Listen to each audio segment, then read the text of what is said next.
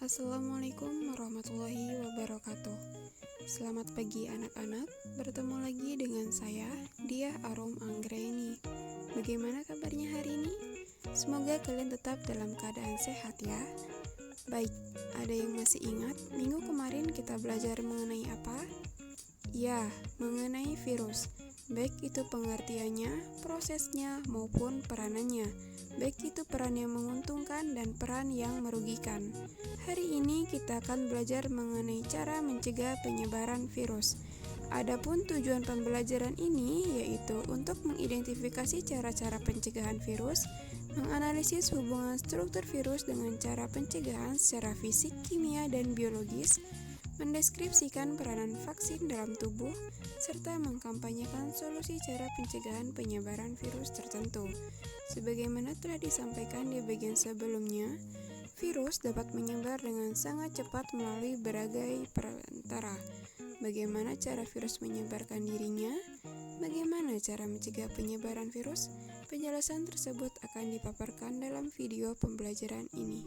Penyebaran virus dapat dilakukan dengan berbagai perantara.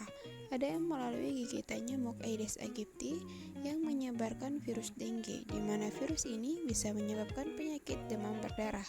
Ada juga virus varicella zoster, di mana virus ini bisa menular melalui sentuhan fisik kepada orang lain, di mana virus ini bisa menyebabkan penyakit cacar. Selanjutnya, Ibu ingin bertanya, bagaimana virus corona menyerang tubuh kita? Mungkin itu menjadi pertanyaan untuk kita semua. Kita sudah tahu bahwa virus corona sudah menyerang 1 juta lebih di seluruh dunia hingga saat ini.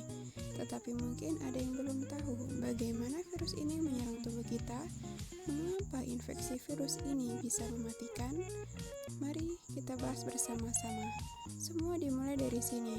Ketika virus corona masuk ke tubuh kita lewat percikan batuk atau bersin orang yang positif, baik secara langsung atau kita menyentuh benda yang terkena percikan dan tidak mencuci tangan. Kalau sudah seperti itu, virus akan masuk ke saluran pernafasan dan bergerak terus menuju sasaran utamanya, paru-paru. Disinilah virus yang memiliki 3 bagian utama ini mulai bekerja. Pertama-tama, paku protein corona ini akan menempel di paru-paru dan organ-organ yang lain yang sel-selnya kaya akan protein ini, protein ACE2.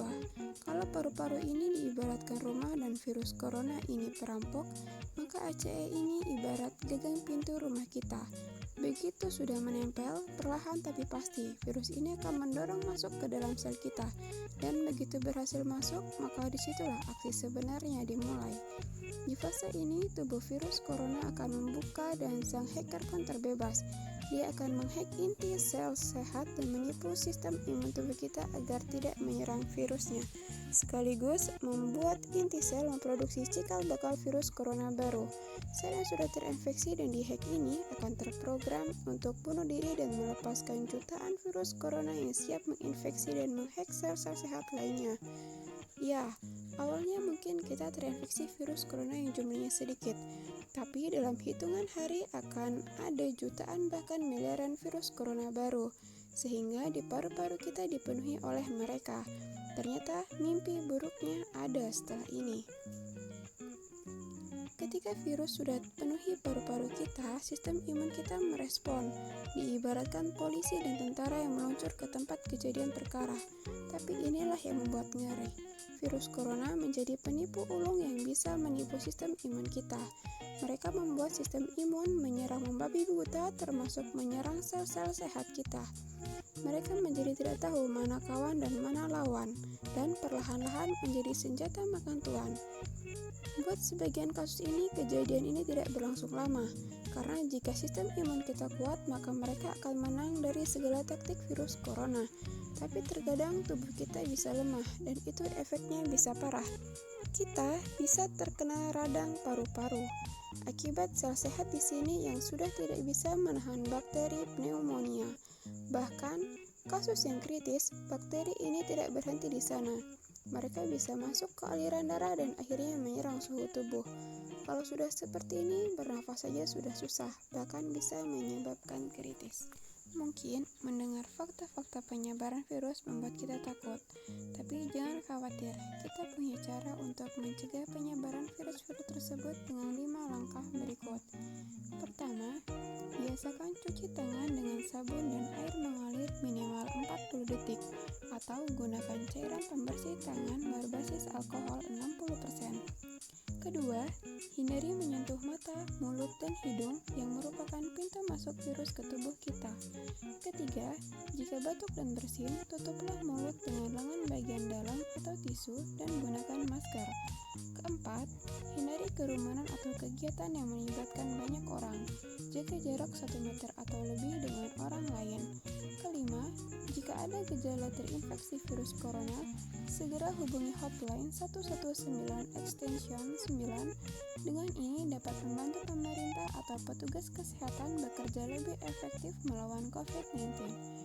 Yang terpenting, tetap tenang dan jangan panik menghadapi pandemi virus corona. Selalu jaga kesehatan dan lakukan kegiatan bekerja, belajar, dan beribadah dari rumah. Selain melalui tindakan yang bersifat fisik dan kimia, ada juga yang bersifat biologis seperti pemberian vaksin untuk meningkatkan sistem imun kita. Ada 2 jenis vaksin, yaitu attenuated whole agent vaccines dan inactive whole agent vaccines. Silakan kalian cari perbedaan kedua virus tersebut dan jawaban dikirim ke WA Ibu.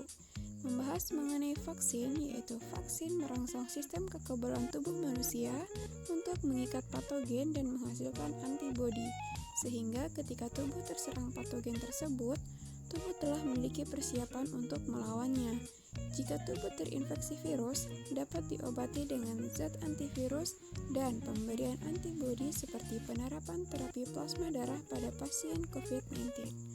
Setelah pemaparan materi tersebut, dapat disimpulkan bahwa virus dapat menyebar melalui berbagai perantara, namun dapat diatasi dengan cara tindakan yang bersifat fisik, kimia, dan biologis.